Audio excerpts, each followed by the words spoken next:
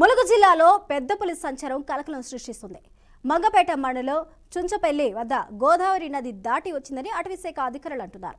సమాచారం తెలుసుకున్న ఫారెస్ట్ అధికారులు పులి అడుగులను గుర్తించారు.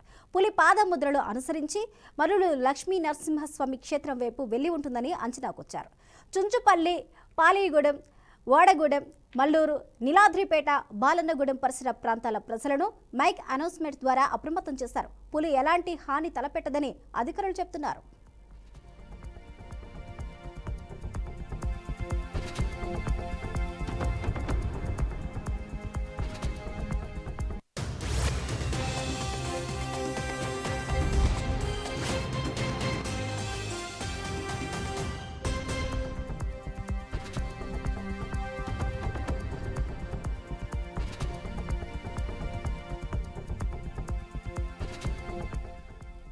నిన్న కొమురం భీం జిల్లా సిర్పూర్ టీ మండలంలోని హుడ్కిడి గ్రామంలో రైతులు దంద్రే రావూజీ ఇంటి వద్ద కట్టేసిన దూడపై పులి దాడి చేసింది.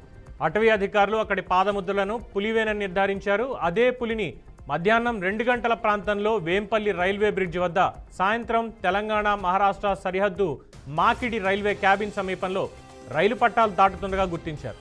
అలాగే ములుగు జిల్లాలో వెంకటాపురం మండలం బోధాపురం ఆలుబాక సమీపంలోని గోదావరి లంకలోనూ మంగళవారం పులి సంచరించింది. బోధాపురం రైతు కొర్సా నరసింహారావు లంక భూమిలో పుచ్చ పంట సాగు చేస్తున్నారు. సోమవారం రాత్రి పంటకు రక్షణగా వెళ్లి అక్కడ వేసుకున్న పాకలో నిద్రించారు. అర్ధరాత్రి పులి గాండ్రింపులు వినిపించాయి. మంగళవారం ఉదయం అటవీశాఖ అధికారులు అక్కడికి చేరుకుని పాదముద్రల ఆనవాళ్లను గుర్తించారు.